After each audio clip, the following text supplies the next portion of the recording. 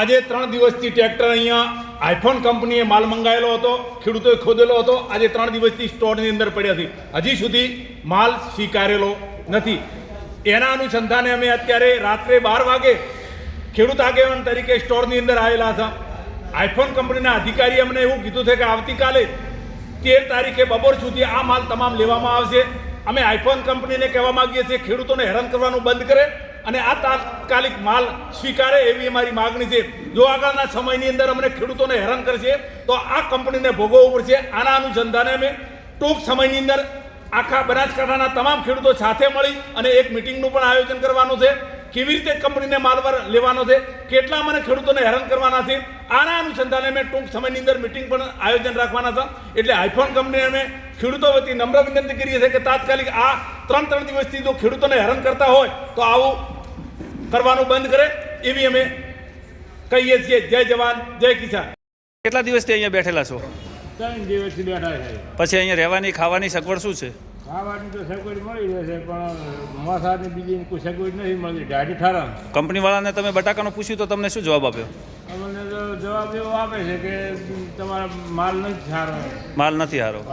બરોબર. આનાથી પછી કેવો માલ આવે? તો માલ તો તમારો આ પડ્યો જ છે ને? બરોબર છે પણ એ નથી સ્વીકારતા. અમે શું કરે? એટલે આમાં તમને શું કહે છે એ લોકો?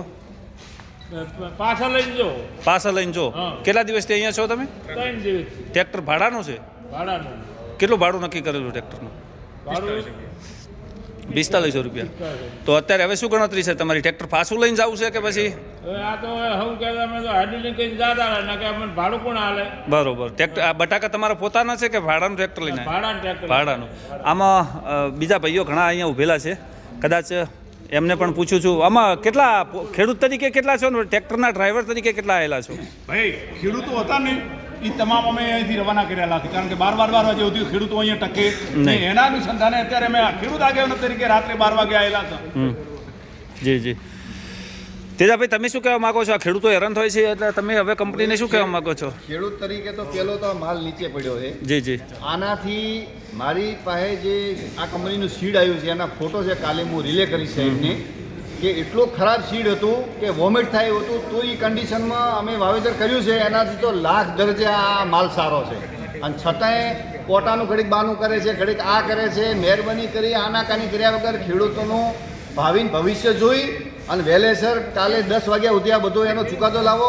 ખેડૂતો હેરાન થાય છે. ટ્રેક્ટર આખું કોલેસ્ટર અહીંયા ભરેલું પડ્યું છે અને ખેડૂતોની આ અંદરની વેદના સાંભળો, નહીતર આનું પરિણામ તમારે જ ભોગવવું પડશે. અને કદાચ હવે આ રિજેક્ટ કરેલા બટાકા છે અને એ કદાચ લેવા તૈયાર ન થાય તો તમારી ખેડૂતોની આગળની રણનીતિ શું છે?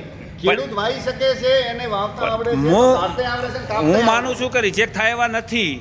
આપણે માનીએ છીએ બટાકું 100% સારું છે. મિત્રો, કદાચ બટાકાના દ્રશ્યો પણ તમે જોઈ શકો છો, પણ છતાંય કંપની એમ કહે છે કે રિજેક્ટ થયા તો તમે આ બટાકાનું શું કરશો? તો કાલે તમામ બનાસકાંઠાના ખેડૂતોને એકત્રિત કરી અને એનું ટૂંક સમયમાં સમાધાન કરી અને એકબીજાના વિચાર વિમર્શ નક્કી કરીને આના ઉપર શું એક્શન લેવી છે એ તાત્કાલિક એનો નિર્ણય થશે.